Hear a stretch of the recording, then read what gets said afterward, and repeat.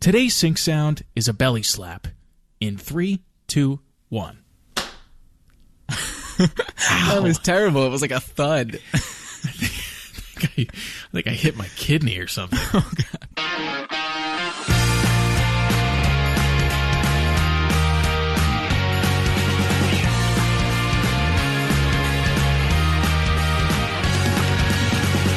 All right, welcome to That Just Might Work, the podcast about everyday items. Jesse, how are you doing today?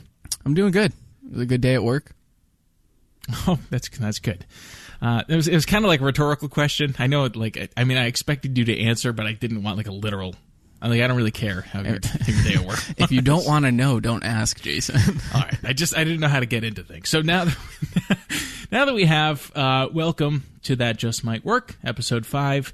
We'll get to the topic in a moment. I do want to make a couple of announcements, if you don't mind. Yeah.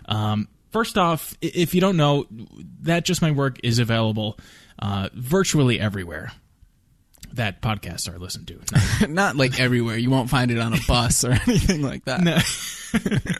Like if you look in your mailbox, we're probably not in there. We're there. But we were waiting on a couple of places. We're obviously in iTunes, Stitcher, Spotify, SoundCloud. We are now on YouTube. That's kind of new for people that like to listen to podcasts on YouTube. I don't really get it. Not knocking it, but Right. There's no video. Like you won't see us there. right. And we're now on Google Play Music. That's kind of a big one. Yeah, that took a while. We're on TuneIn. There was a little hiccup there. Where we were listed, but it said that we were in the United Arab Emirates. Yeah. That might have hurt our subscriber count a little bit. Well, so the funny thing is that we actually got some listens from there. That's really funny.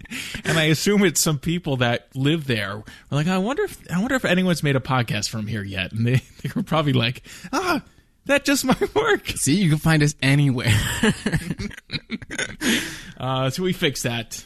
So I apologize to the couple of listeners we had from there. Yeah, I hope they still listen. I'm sure they're unsubscribing right now. We got stickers. Yeah, they're awesome. Well, you got stickers. I haven't actually seen them in the flesh yet. I'll mail you some. Yeah. So they're not for sale yet. We may have stickers. And some other merch possibly in the future, so keep an eye out for that. Yeah. And on that note, before we jump into things, want to remind you, if you want to help us out, tell your friends about That Just Might Work. Leave us a review, leave us a rating, wherever you listen, except for on YouTube, because that's, it's YouTube. I guess you can give us a like on YouTube. Yeah, we'll take it. If you have ideas for episodes, suggestions for topics, send them to us on social media, on our website, thatjustmightworkpodcast.com, wherever.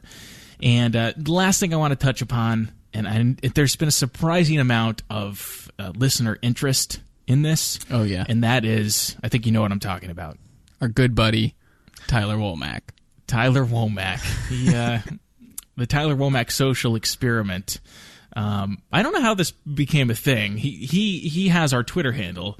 I like how you decided it's ours. Like he has. It is. I wanted at That Just Might Work. That's too long for a Twitter handle. At TJMW. Did I say that right? That was taken by Tyler Womack. He has 4 names. I think it's Tyler J. Michael Womack. He's going to be really freaked out. Yeah, we're getting intimate with this now. He's a content strategist for Facebook. He lives in Oakland. We're just going to keep talking about him, and we encourage you to follow him on Twitter. But don't say anything to him, right? Because the experiment is, how long can you talk about somebody before they find out about it on the internet? This is exciting. And I want to make a couple of notes on Tyler. We did have some downloads from Oakland, California, where Tyler is from. That's interesting. So we have traveled the coast at this point, 5 episodes in, and I'm hoping that somebody that knows Tyler is gonna hear the episode. Yeah, I feel like this is one of those 7 steps of separation experiments or something like that. Right. Yeah, I like it. And one other note: Tyler has a he has a band. Oh. And for as much as we're knocking him and publicizing him without his written consent, is what you'd say. I want to tell you about his band. It's called Little Cinema. It's on Spotify. I didn't know what to expect, but the album's called Adventure, and it's quite good. That's awesome. Yeah, it's, you know what? If you like the Decemberists or like the Shins, is that a band? Yeah, that's a band. The Shins. I was like, I know it's a body part, but for some reason, as I was saying it, I was like, that doesn't sound like a band. Like, was it the elbow? What was? Sounds like that. Well, he's got a good voice. He sings. He plays guitar. He's a well-rounded guy. Yeah, jack of all trades. So shout out to him. Follow him on Twitter. We are at TJMW Podcast. He's gonna think his band is blowing up and just be real confused. It's like, I'm just getting a bunch of people you can buy it on Bandcamp too. So check that out. And on to today's topic. Are you ready? Yeah. Today's topic is the refrigerator, and I'm excited about it. That's my reaction. Yeah, are you, or did you plan a reaction this time? Both. I wanted to react, but I'm reacting because I am excited about this. All right. Well, you shouldn't have said that. You could have just been excited about it. And anyway. The refrigerator. Before we jump into the history, that's the first thing we'd like to take a look at. I do want to read the definition from Wikipedia. Of course. In case, any listeners is unfamiliar They're with confused. What a refrigerator is. And I want you to pay attention to this as I read it, because I realized, this is the first sentence on the refrigerator on Wikipedia, by the way. I realized that I didn't know how a refrigerator works. I was completely wrong in my understanding of how it gets cold. Okay. Actually, before I read it, let me just I feel embarrassed. I want to embarrass you now. How do you think the refrigerator gets cold? Yeah, I don't think I know exactly. It's got I think they have a refrigerant in them. There's a liquid. Yeah, that's fair. And it uses electricity and that liquid, and together you get cold things. Is that what it says in Wikipedia? Yeah, no. All right. So I didn't really follow what you were trying to say. You just said liquid and electricity a lot of times. Yep. So I'll just read this. A refrigerator is a popular household appliance that consists of a thermally insulated compartment and a heat pump, mechanical, electronic, or chemical, that transfers heat from the inside of the fridge to its external environment so that the inside of the fridge is cooled to a temperature below the ambient temperature of the room. Okay. It functions kind of like a vacuum. It's the same sort of principle as what we talked about with the thermocharge and stuff like that. To get a heat transfer, you need electricity to get that heat transfer, and by doing so you create a cold side and a hot side. So somewhere in the back of your fridge it's real hot. Right. But the thing that's tricky to me is that it sounds like it functions more on the basis of removing heat than it does generating cold. Yeah, that's like a science thing. Cold isn't really a thing. It's the absence of heat. Oh, get the fuck out of here. Cold isn't really a thing. It's not. It's like that. There's just less heat. I'm telling you. I'm gonna start saying that. We're in the dead of winter right now. It's actually today was warm, but last weekend it was 10 degrees. Yeah. You know what? It's not. There's a real lack of heat today. You're not wrong.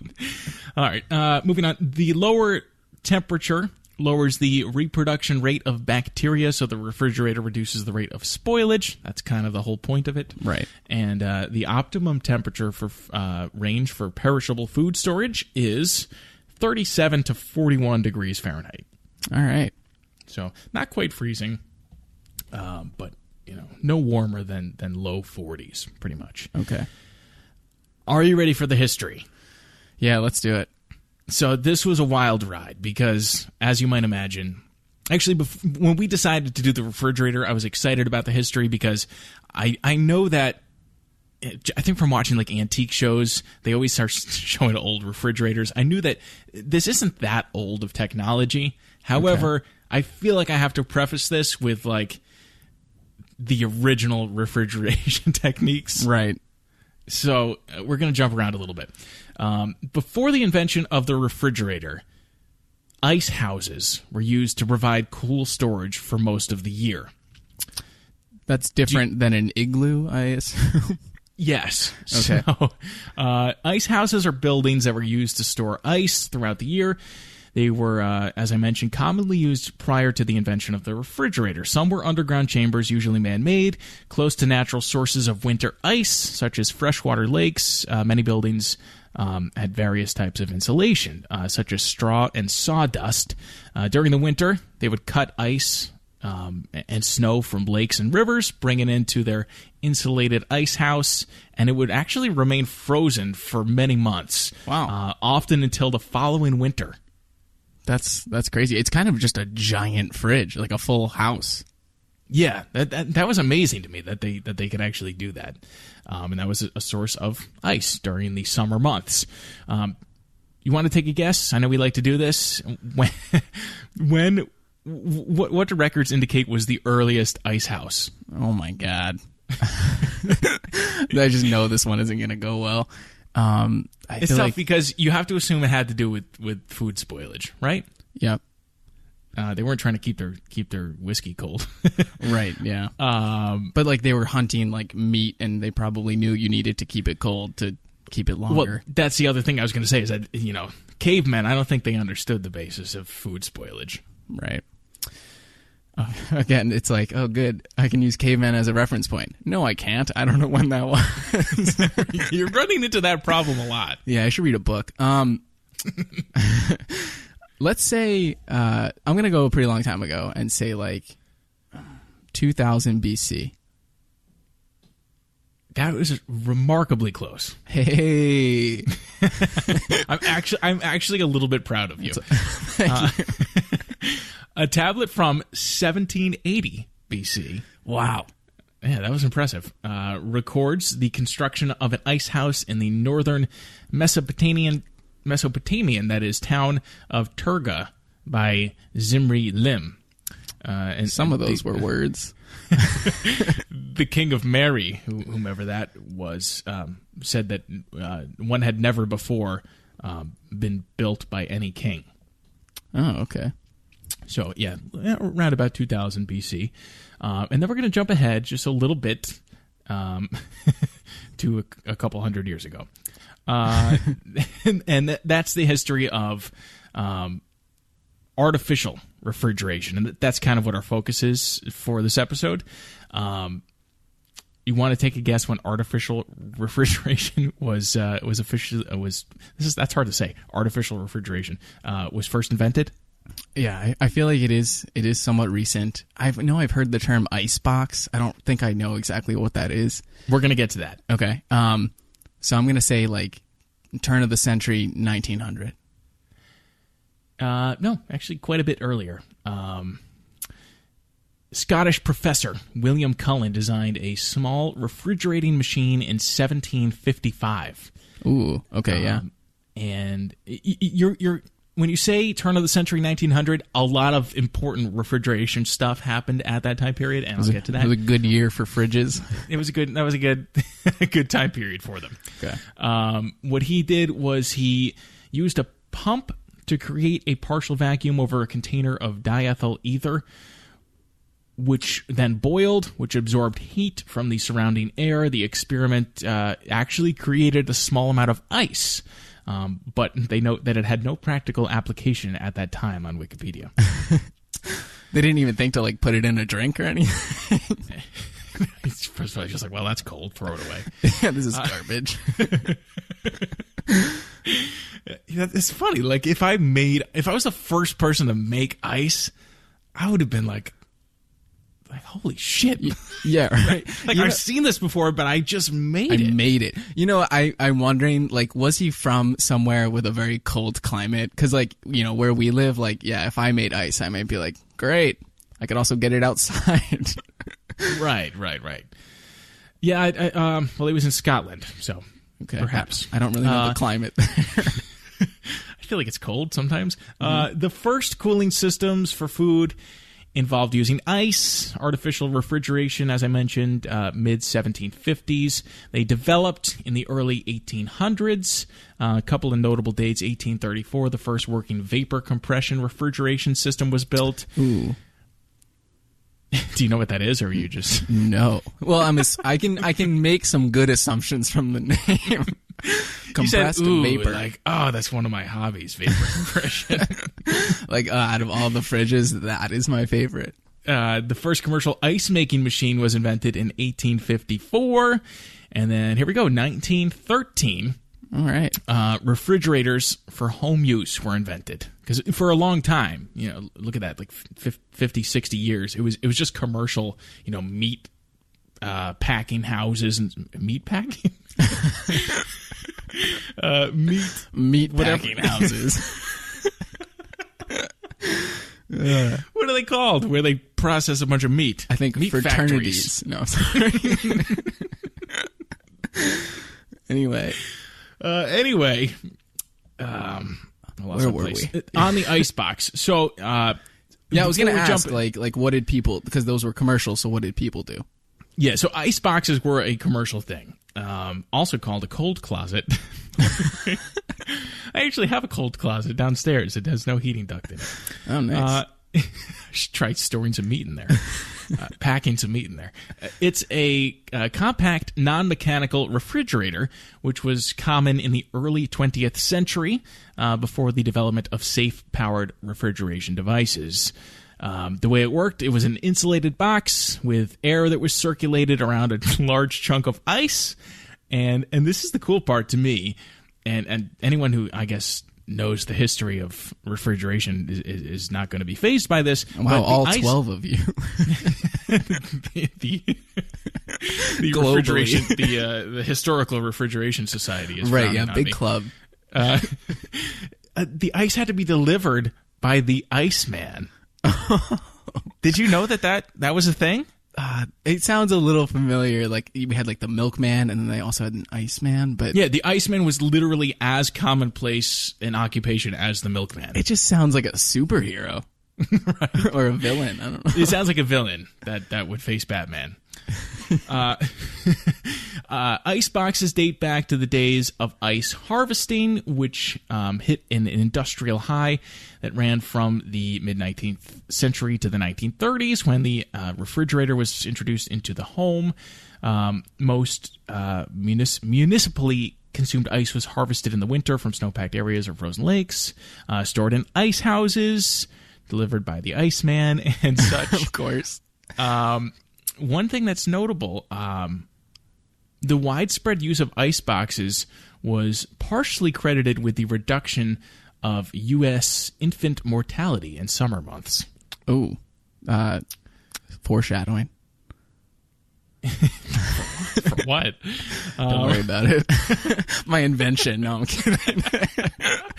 Did you make a baby killing machine? Shh.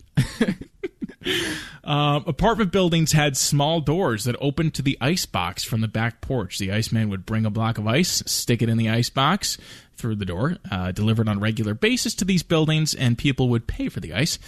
Children would go to the ice wagon and take chips of fallen ice as treats during the summer. That's a time to be adorable, alive. Seriously.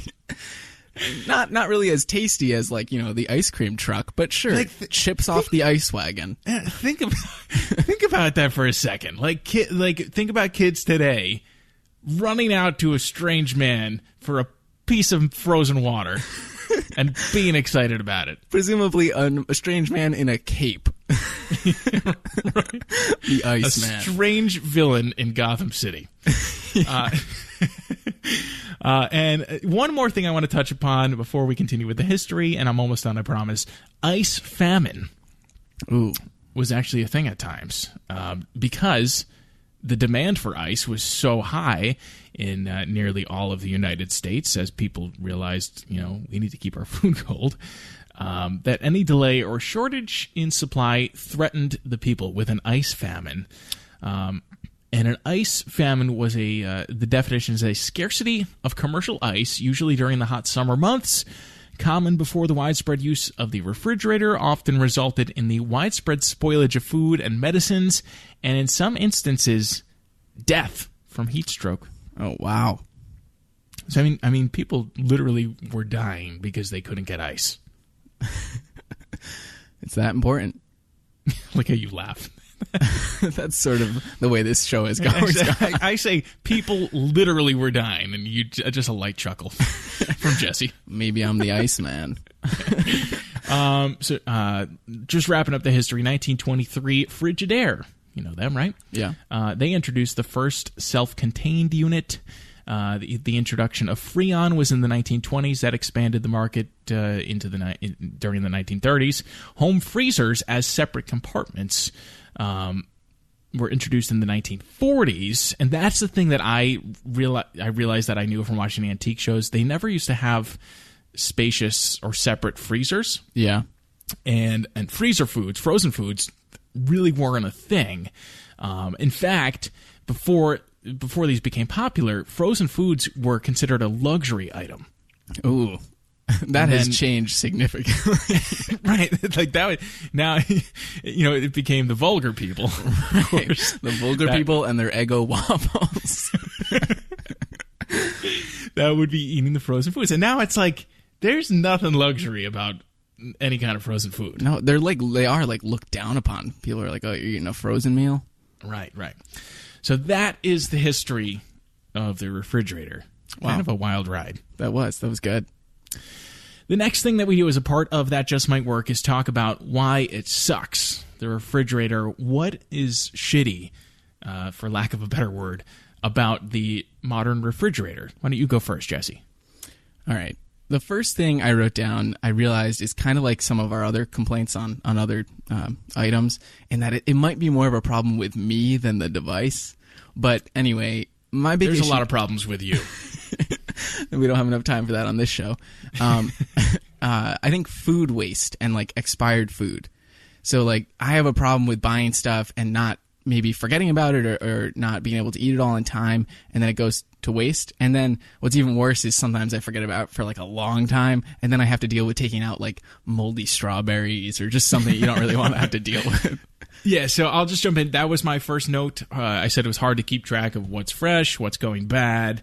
And I also noted that sometimes you find that Tupperware container and it's like, what? All right, so it's brown and green. Wait, it's like, what did I make that's brown and green? Probably nothing. Yeah.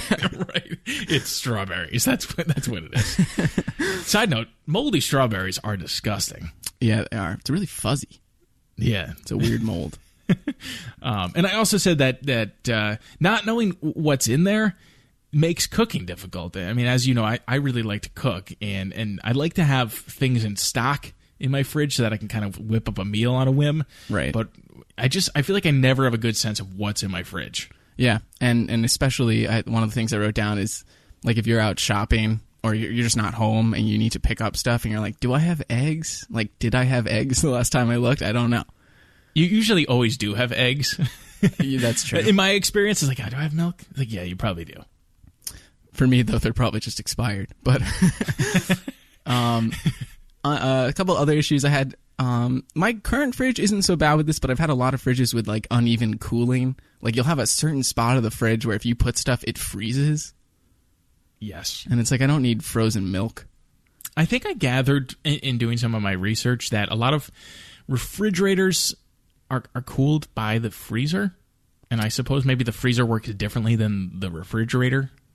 That may not be true at all. I mean, nothing that we say may be true. So it must be some of that vapor compression. However that works. So, no, but I mean, I've noticed that in some refrigerators, things that are closer to the freezer are colder. Yep. And yeah, that can be kind of annoying depending on what you put there. Another one I have, things fall out of it when I open the door.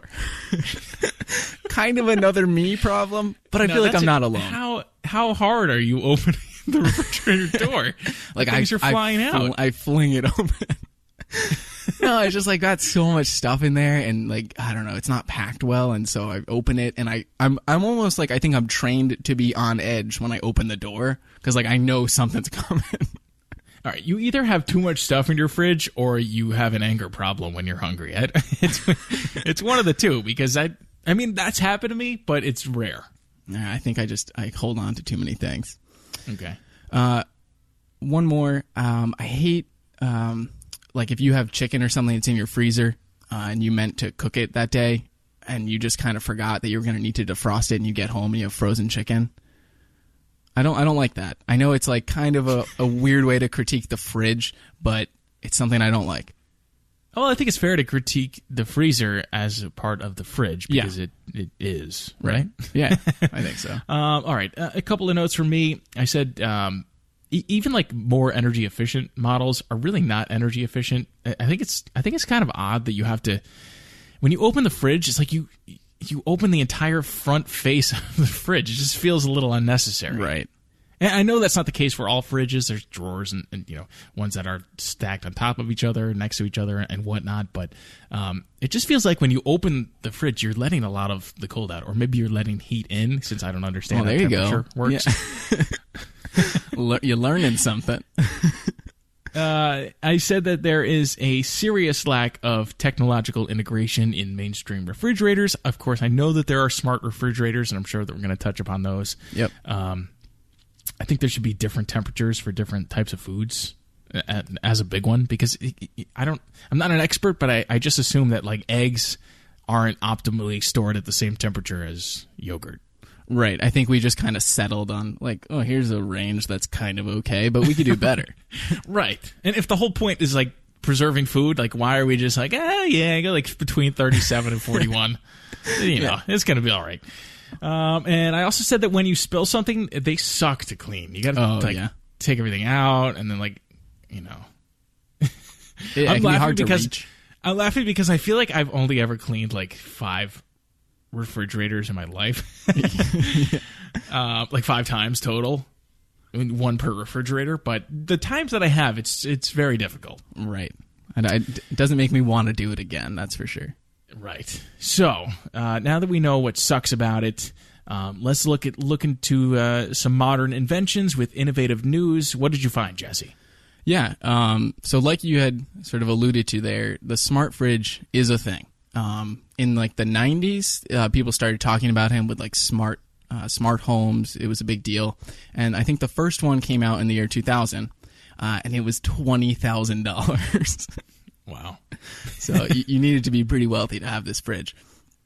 And nowadays there are sort of 3 major competitors in the smart fridge market, and you'll recognize the names from regular fridges and other equipment. There's Samsung, Whirlpool, and LG. Yes, that sounds about right. Now, Whirlpool, theirs is kind of the least, I would say the least cool. I did not, that's no pun intended. I'm sure it's plenty cool, the temperature-wise. It only gets down to about 50. Not that cool. It's just real not useful. I just want to chime in. I did a quick Google search because when you said that fridge was $20,000, I thought to myself, what do refrigerators cost? I've lived in a lot of apartments. I bought a house that had a fridge. I've never bought a fridge, so I honestly don't know. Generally, a top-mounted freezer model, according to Google, between $350 and $600. So, yeah, $20,000 that's very expensive refrigerator, especially in the 90s. Yes. So again, the Whirlpool, it has a small touchscreen. That's going to be a common feature, the touchscreen that is between all 3. And it's got some nice features on the touchscreen. You can set timers, you can set reminders, you can leave notes, stuff like that. I thought one cool one, they showed it in the little promo video that, how sometimes you're like, I got to cool this, bottle of wine down really quick. I'm going to put it in the freezer. It has like a special thing to like remind you that you put something in the freezer that shouldn't be there. That's handy because I think we've all done the, put a beer in the freezer and it explodes. Yeah, especially if you've already had like a number of beers. You're like, yeah, it becomes surprisingly difficult to remember where you left things. Right, you wake up to frozen beer. So that was the Whirlpool. Then we move on to the LG Smart Fridge. A little bit cooler. This one's got, a little bit cooler. We're getting into like the high 40s. This one's got a 21-inch screen. Okay. The screen is semi-transparent, which is kind of cool. It's like a glass screen, so you can actually see through it, and you can kind of see into the fridge, which is nice. That's very good. A lot of the same features, though. Leave notes, set timers. This one's cool. You can set expirations on certain food items. Okay. Which is nice. That's something I'll bring up later. This one does have a good... I like to poke fun at these videos, and you can set reminders for specific people in your family.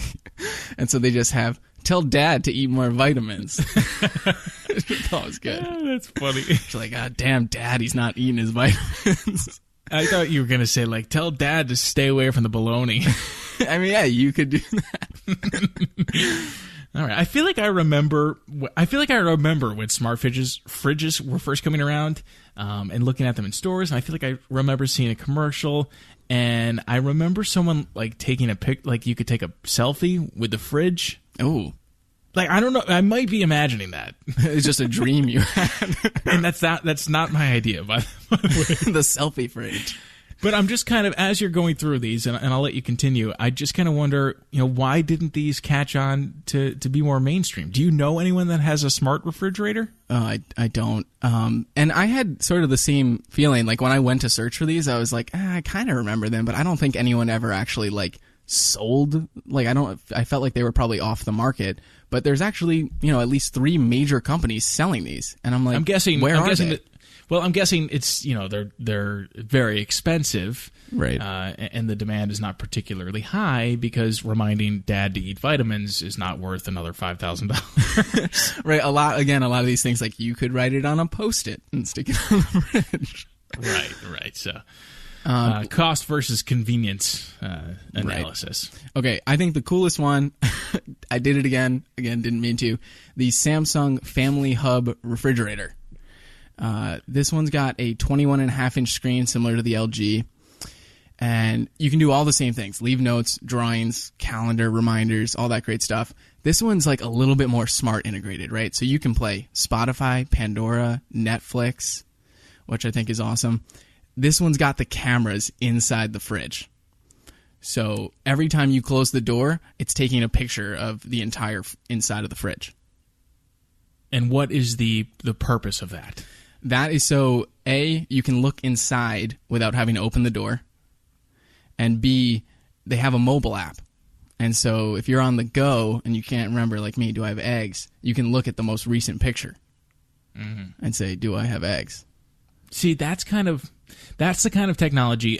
Before I comment on that, actually, I'll mention the Netflix and Spotify. That's all fun and whatnot, but it doesn't really improve the refrigerator, I feel like. Those are mostly gimmicks. I guess Netflix is cool if you're like cooking and such, and Spotify, but it's, I don't know, you could just as well have Spotify on any other of the 12 smart devices that you own. Right. I have a little bit of a problem with Netflix because it's like, are you going to stand in front of the fridge, or like you better have your seating lined up so you can see the fridge door? I don't know. Yeah, it's kind of like, why not just get a TV? Right. But on the pictures, that's the kind of technology that doesn't sound that complicated to me. Yeah. Like to put cameras in the fridge and then have it connected to the internet and then have a mobile app so you can see the picture. Like, why don't all fridges have that? Right. It doesn't seem that crazy. So that's kind of the point of the show. Right. We're here to improve on these. Yeah, we're frustrated with the lack of innovation in many cases. I do have like 1 or 2 more comments about the Samsung that I think you'll like. So that model came out around $6,000, so still up there. They just started releasing models closer to $3,000, so it's coming down. Still not really, like you said, not in the range of like a regular fridge. No. And they did have awesome like integration with the website All Recipes, where you could pull up a recipe, it'll tell you what you have, and if you don't have something, you can add it to like a shopping list, which is nice. So the fridge integrated with All Recipes and what was inside of the fridge? I don't think it really tracks the items that you have. I think you need to like look at the list and decide what you have. Okay. And then the last thing I found when I was researching this is that there's actually an MIT Technology Review article. So we're not the only ones thinking about this. Thank goodness. Some of the big brains are on this subject. Yeah, I mean, maybe they should. Some of the little brains are on it too. I was gonna say maybe they should be looking at, like, I don't know, cancer and stuff. but I'm glad they're looking at the smart fridge. And one of the things that they brought up, the reason they kind of answered the question why haven't these caught on, is a lot of them require so much human input. So you have to say, you kind of have to add what's in there by yourself. You've got to, it's all you still interacting. It doesn't really do any of it on its own. Okay. That makes sense to me because, people are inherently lazy. Yeah. And smart devices are in general, like our phones and such, are mostly there to simplify our life. Right. And when your fridge is making you do more, I can see where there's pushback. Yeah, if I have to come home and, like, putting my groceries away now becomes actually more difficult than it was. You're not into that. Right, and I paid $6,000 for it. Right. Right. All right. So I think that's a good transition piece to get into That Just Might Work, the part of the show where we're gonna talk about our own ideas. And a couple of things that you mentioned are sort of facets of my idea. Sure. Before I tell you my idea, I will say we did something different for this episode. We actually crowdsourced some ideas for this futuristic or fridge of the future, as I kept calling it. Oh, nice. On Reddit. We went to the cooking subreddit. Seemed like actually, I checked the refrigerator subreddit. Not popular. No, there's like 12 subscribers to that one. So, are you a moderator of that? Yeah, I am now.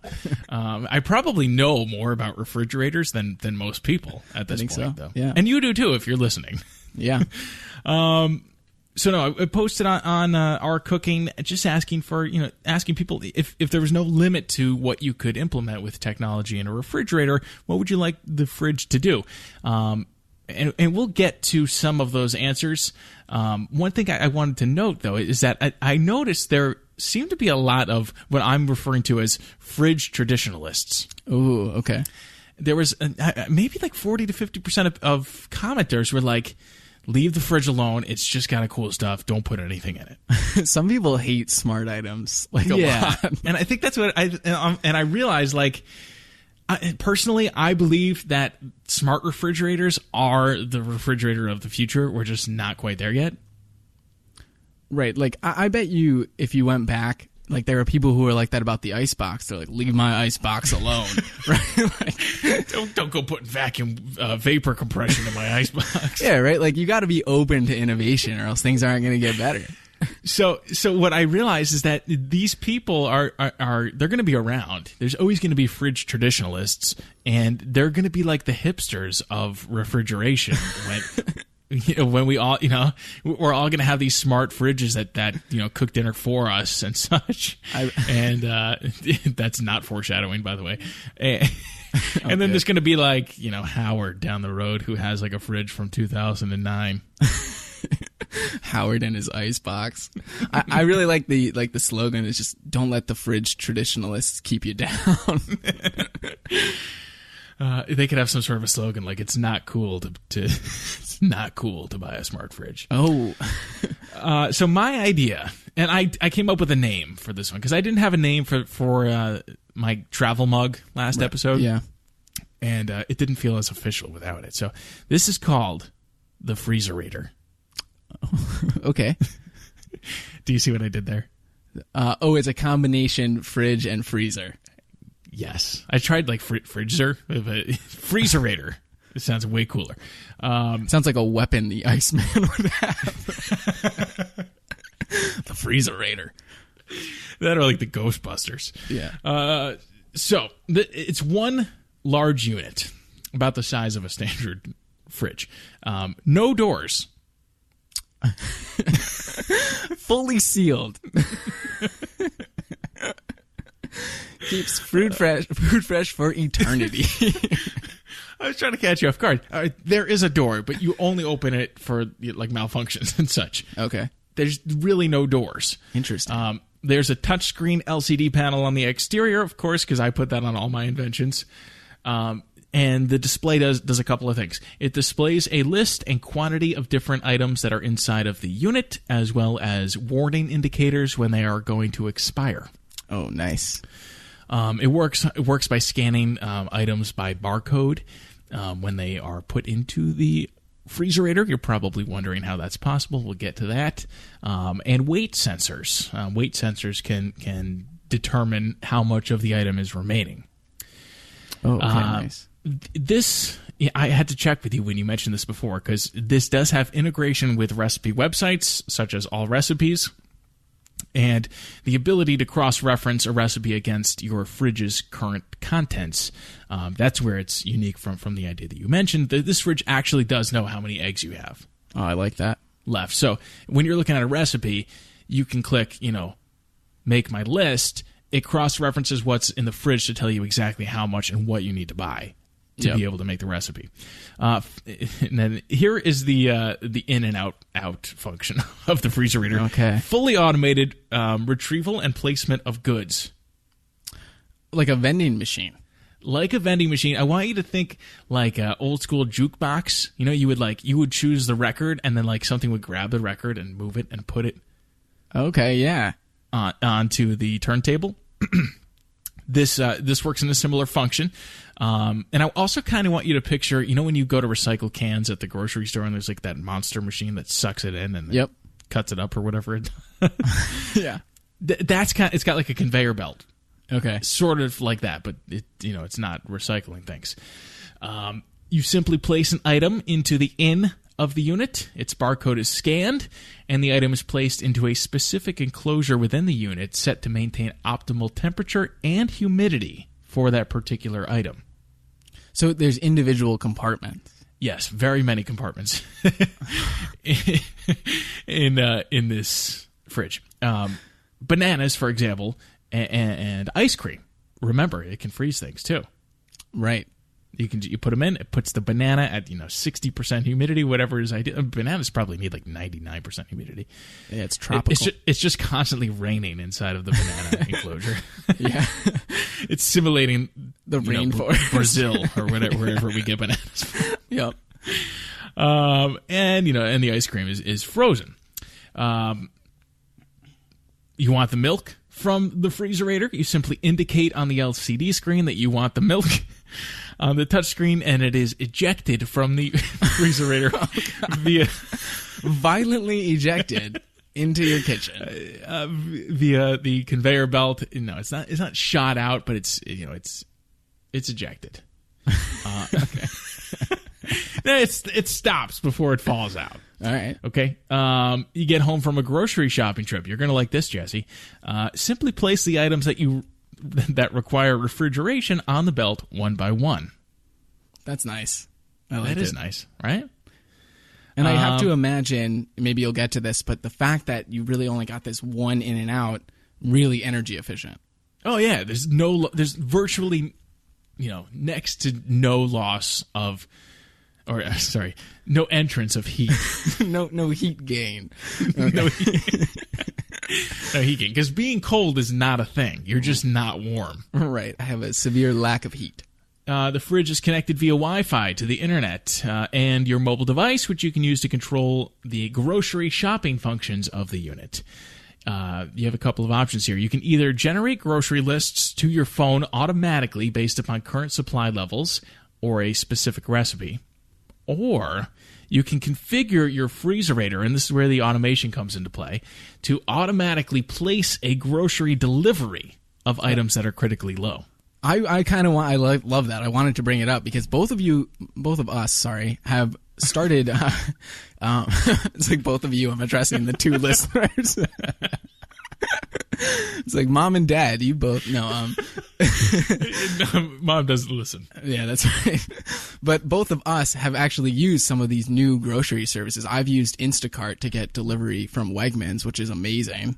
Yeah, so Instacart is not available where I am, but there is grocery like curbside pickup. You order it online ahead of time. Okay, yeah, but that technology should be integrated. Yeah, so it's like I don't want to say it's a double-edged sword, but I when I first started using this, I was like, I'm never going in the grocery store again. Right, literally, because it's that convenient. It's amazing. But if you love to cook, it's kind of nice to peruse a little bit and look at different, especially with meat. You know, I just don't trust minimum wage workers to select my sirloin. The vulgar people aren't picking the right steak for you, Jason. No, I don't trust vulgar people around my meat. You shouldn't. Yeah. So that's my idea. It can, you know, if you're running low on milk, eggs, peanut butter, bananas, and ice cream, they're going to be delivered to your door, you know, like on Monday, because that's when you get your grocery delivery based upon what you're low on in your fridge. Yeah. And obviously your customized settings. It's not going to go out and you're not going to get like a wholesale package of sardines, because you put in what you like. Right. It sends you one random item. One mystery item each week. That sounds kind of fun, actually. Yeah, it's not a bad idea. So that's my idea, the Freezerator. Okay, yeah, I like it. Once again, it's like I feel like we have a lot of similarities. Yours goes a little bit above and beyond where mine does in a couple areas, but I think together we've got something. Okay. So mine has a similar scannable item inventory. So you are going to scan items by barcode into the fridge. I didn't think to use like the conveyor belt technology, but you know, if we're going to combine, I'll take it. And you know, this is key. It's got a database of what you have. Don't be so quick to assume that I'm willing to collaborate on the Freezerator. I was like, do you have the patent yet? I'm going to go ask the king. So yeah, you've got this database. It knows what's inside, and that's key, just like yours. So if you integrated with all recipes, I think the key thing for me is not like I'm going to browse recipes and find something I want and see what I don't have. Instead, I want it to recommend recipes to me based on what I do have. I like that. And unfortunately, in my current like stage of life, I feel like it would be like, you can make cereal. Right. Or like French toast if you want to get real fancy. Like, I don't have that much. Yeah. So maybe it would suggest like, hey, buy a couple more items and you can make some real food. Oh, come on. You know that you want it to be more abusive to you based upon yeah. You're like, hey, why don't you try cooking like a real adult and order some cold cuts? Yeah. Just gonna be like, looks like cereal again for dinner. Yeah, so that's what mine would do, of course. Oh, that's too real. A little sad. Yeah. Okay. So, anyway, a couple other things that are similar to yours. I don't have individual compartments per se, but it does have like a whole suite of temperature sensors throughout, so it can kind of really control the temperature in different regions. So if you want it perfectly uniform across the whole thing, that's fine. If you want a corner that's a little colder for something, you can make that happen. Right. And then we talked about me having issues with things falling out. Yours would probably solve that problem. I had this is sort of a simple implementation of just like really customizable shelving. Because, like, they try and do a good job assuming what you're going to kind of fit in there for a regular person. But we've realized I'm not a regular person. And so I want just, like, almost like Lego shelving. Like, I can change it up however I want. It's going to fit the things I have, and I won't have to catch them as they fall out. Okay. And yeah, that's fair. And I had one thing to cap off my issues. I have a special compartment for things that you want frozen, but you will be defrosting.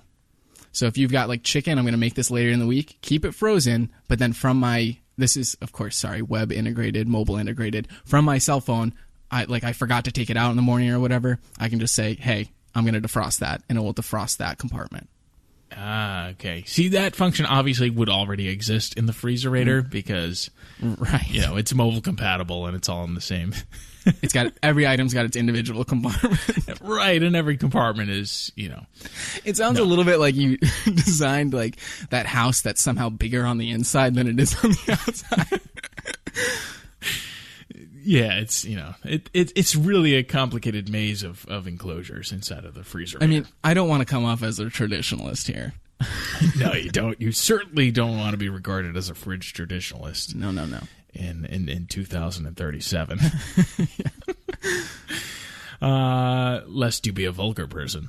Right. So I do want to look at a couple of comments and suggestions that were made by some Redditors in the cooking subreddit as we crowdsourced some ideas for these fridges of the future. Yeah. One Redditor, T. Sularesk, if I'm saying that correctly, commented, I want to be able to add vinegars, oils, and some other liquids, and then just punch in what I need and have it spit it out. For example, he says, he or she, I want a half a cup of soy sauce, 1 cup sake, 1 cup mirin, and half a cup of sugar, and then it just mixes it into a cup for him. So you don't have to actually measure liquids anymore. Oh, wow. That guy uses a lot of sauces. That's what I took away from that. That's your takeaway. Yeah. He likes Asian cuisine. Yeah.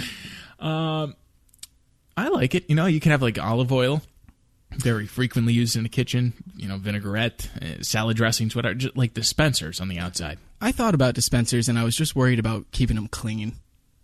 Yeah, usually there's cleaning with dispensers and spouts and whatnot. Yeah. Rainmaker 210 comments and says, I don't want barcode scanning or anything like that. He was bashing my idea, of course, because that's how Reddit works. You got to knock them down first. Yeah. What I want is some kind of organic compound bacteria measuring device that can determine for real when food is about to go bad. He says the technology must exist at food manufacturing corporations to determine shelf life. That's interesting, because I'm kind of neurotic and like I go firmly by the expiration date. A lot of other people are, they're like, I know I can push it, but like it would be nice if you actually knew. Yeah, so expiration dates are, it's a liability thing. You know that you can go a couple days after the expiration date, but it's nerve wracking. Especially with the milk. I might go 1 day past, but that's it. Yeah, after the sniff test, of course. Yep. Another thing that he suggests, a calorie scanner, a scanner that you can just wave food underneath, get nutritional content. Like if you wave a spoonful of mashed potatoes under it, it comes back with calories, fat content, etc. I don't know if that's possible. Yeah, like I don't want to be like this guy who's like, you can't do that. But I feel like you can't do that.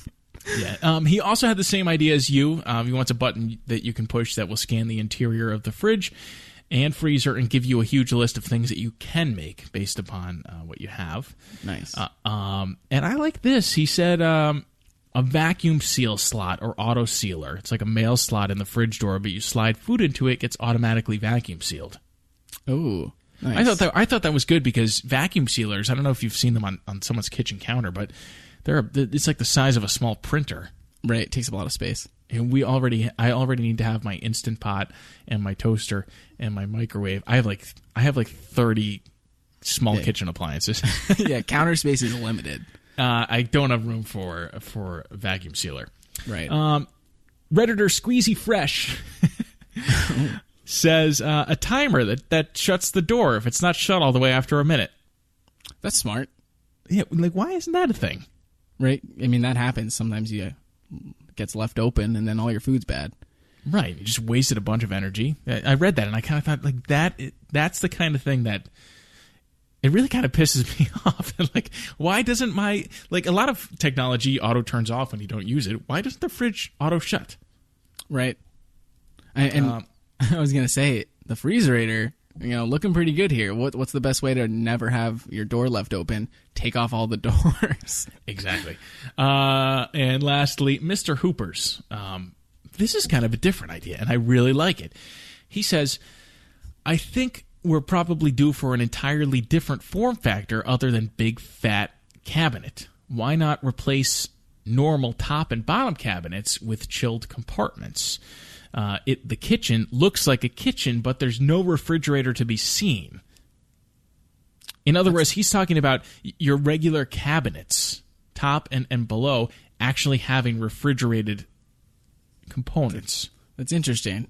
We kind of had something like that with those refrigerator drawers. I think that's right. That's the thing. Yeah. Refrigerator drawers. But imagine on top of that, refrigerated cabinets right next to your pantry cabinet, for example. Yeah, that would be nice. I feel like it would look so seamless. Yeah, it'd be funny to have people over and they're like, "Dude, where's your fridge?" And you're just like, "I got an ice box." I got an ice box. I keep it in the basement. So those were some Redditor suggestions. Thank you for those, though they didn't consent with us reading them here. No. But we're not about consent. That is not a tagline we will be associating with the show. That just might work. We're not about consent. I shouldn't have repeated it. Okay. Nope. And from there, we move on to my personal favorite part of the show, the game. Has someone died using it? Right. And again, I'm going to be asking Jason the question this time. Yes, because it's not fair, because you had 3 opportunities to earn points, and you only earned 1, thankfully. But we realized last episode, why don't I get to earn points? Right. So now this is your second opportunity here. Let's see if you can do it. Has anyone died by the refrigerator? Are you asking me how, or you just want yes or no? Well, yeah, we can start with yes or no, and then fill in your best guess at how it happened. All right. Well, I'll take my half a point and say yes, and I bet it happens a lot. Okay. How it happens? I bet it happens in a variety of ways. I happen to know that what do they say? Vending machines. There's like 8 to 12 vending machine deaths a year. Yeah. So I have to assume that the refrigerator, being very similar in stature, has also killed people. All right, so people could get stuck in them. They could freeze. They could be electrocuted. It can fall on them. They could close the door on their head somehow. they could just slip into them. Yeah. They could get sucked into the freezerator and put into a tiny Brazilian compartment. They could. They could be poisoned. I'm going to grab that from last episode. I just want to run through all the possible ways. It's kind of fun to think all right, how can this thing kill me? So am I do I have to award you a point if you were right on any of those guesses, or? Oh, no. I have to give you a final answer. Okay. Like Who Wants to Be a Millionaire? I'm going to guess that the most common refrigerator death is. Oh, you know what? You did say that that babies dying was foreshadowing. And I'm going to guess, and this is horrible, that little kids climb the shelves and it tips over and crushes them. Oh, that's, again, I'm going to apologize up front. Wait. Oh, I guess I'm wrong. So that was your final answer. I've decided that was your final answer. They get stuck in them, don't they? Don't sound too excited. I feel like we just should apologize up front, and we'll apologize one more time at the end for how sad this section's going to be. Oh, jeez. Is it more sad than the young woman who was struck by a flying beach umbrella? I feel like a little bit.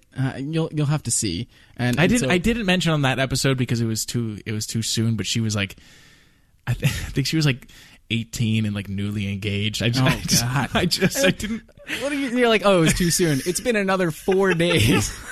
I just did in the moment. I didn't want to bring it down, but I feel like now. Okay. A couple episodes later, it's safe to say that was a horrible story, and respects to her family. Yes, and I will say now that I'm awarding you half a point. Can we do quarter points? Is that too complicated? No, I'm either. What do you mean quarter? Has somebody died by refrigerator? Well, no, you're getting a half point for that. Undoubtedly. Okay. Now, I think I have to say no based on your final answer. You weren't right. Essentially, you're telling me that no one has ever had a refrigerator fall on them and kill them. Okay, all right, you can have it. You get the full point. What I wanted though was really the top answer. This is like Family Feud. You gave me like the 4-point. Well, what is the top? What is the top answer? Is that the most frequent way that people die? Or that's how I was kind of thinking about it. So I didn't give you the most frequent way that people die by refrigerator. Correct. I guess that isn't the question, but maybe, we kind of make the rules on the fly here. Maybe that should be a consideration for... The rules are made up as we go, and the points don't matter. No, the points are going to mean something. No, but from here on, let's say I got a point because I want the point. Yeah. Let's say from here on, in the case of something as dangerous as your refrigerator, let's say it's got to be the most common way that people die. Yeah, I think I'm okay with that. Okay. All right. What is it? I know. Well, now, oh my God, we've hyped it up, and I'm about to drop like the saddest story on history. Is it a baby getting stuck in it? Okay, so here we go. There is an entire Wikipedia page dedicated to refrigerator death. And when I saw that, I was confused. I thought, okay, the vending machine thing is, was it that common? That's not it. In like the early 1900s, when fridges were, I guess, becoming popular and becoming widespread, there was like an epidemic of children and infants getting stuck in them and suffocating. Like, it was a serious problem. Suffocation. Yeah, see, that's you thought it was still tipping, but it wasn't. And no, I thought it was like hypothermia. Oh, no, suffocation. I think they're kind of air sealed. Well, and that's what we learned. It's like a vacuum. Right. And so I have a couple statistics here. Unintentional deaths from suffocation and strangulation account for about 20% of all non-transport related infant and child fatalities in the United States. So this is... What? What? Is that refrigerator specific, or you just felt like dropping an infant death statistic? Well, I'm going to educate people, and then, as we go on, we'll learn things. Oh, okay. Now, the reason the thing that confuses me is the real reason this was happening is it wasn't really in the home. Kids weren't climbing into their fridges in the home. This was happening with abandoned fridges, like in the woods. Like, people were just dumping their appliances, and kids were playing in them. Huh. And so that really was the problem. Now, there was this was such a problem that there's like some government regulations, and with the Refrigerator Safety Act of 1956, they changed the way refrigerators closed. So you might notice refrigerators now don't have like locking latches of any type. Instead, they're just like, I think actually a magnet that helps close it. Yes. So they can be open from the inside. I do. I was thinking that. I was like, why can't they just kick the door open? And as you say that, I remember growing up having a refrigerator. I believe, I could be mistaken. I feel like I believe seeing a refrigerator that had a latching mechanism. It could have been like a really old one, pre-1956, that was just still hanging around like from our grandparents. Yeah, I guess it would have had to have been. It wasn't in our house, that's for sure. Right. And so, yeah, very sad, but this was a big enough problem that there's a bunch of laws about how fridges are designed. One thing that really, the whole thing is sad, of course, but why were so many people dumping their fridges in the woods? I don't know. I know that in the past, and it's still the case in many places today, but people didn't worry about the environment and recycling, and you saw a lot more of that, like, dump it in the river. Yeah. No one's ever going to see it again. So I assume that's what it was. It was like, well, we got a new refrigerator. What do you want to do with the old one? I don't know. Put it in the woods? Give it to Timmy. He can climb on it. Like, I don't know what they were thinking. Let him build a fort. Yeah. Sad, but it was remarkably common. And after that law came into play, it dropped significantly. So a little bit of a happy ending, I'd say. So Timmy didn't die for nothing. Right. I'll add, you weren't wrong. There were deaths due to tipping. I read a story about a guy who, it's kind of sad just because he was reaching for a beer and the fridge toppled over on top of him and, crushing injuries. That is sad. I want to say that death is always sad. You said like, well, this story is kind of sad. Yeah. Well, all of it's also sad. It's sad, and it can be funny sometimes. Right, not the whole child death part. But the rest Child of it. death is not. No, that's not so funny. Though I do have, it's like I was looking some of this up on my lunch break, and I realized I Googled on my work computer and started reading an article on unintentional deaths of infants and children for suffocation. Oh yeah, you're on some sort of watch list. And I was like, oh God, can I clear my history? All right, so I get a point. Yeah, good job. So it's even. It's 1-1. Oh, right. Yeah, you got 0 last time, right? I Yeah, got 0 last 1-1. time. Yeah, all right, 1-1. Wow, it's really coming down to it. All right, before we wrap up today's episode of That Just Might Work, do want to remind you can follow us on social media, facebook.com/That Just Might Work. On Twitter, it's at TJMW Podcast. Of course, follow Tyler Womack. On Instagram, it's That Just Might Work. Send us your ideas or your suggestions about how to improve the refrigerator, for example, to our forum on thatjustmightworkpodcast.com. And that's it. That's all I have to say. Keep an eye out for stickers. And watch out for the Iceman. Watch out for the Iceman, and stay away from refrigerators that you find in the woods. You're good advice. Well, you're either going to die or find a child. Yeah, I would avoid all appliances you find in the woods. Yeah. All right. So that is today's episode of That Just Might Work. Join us next week. You never know. We might be talking about your favorite everyday item.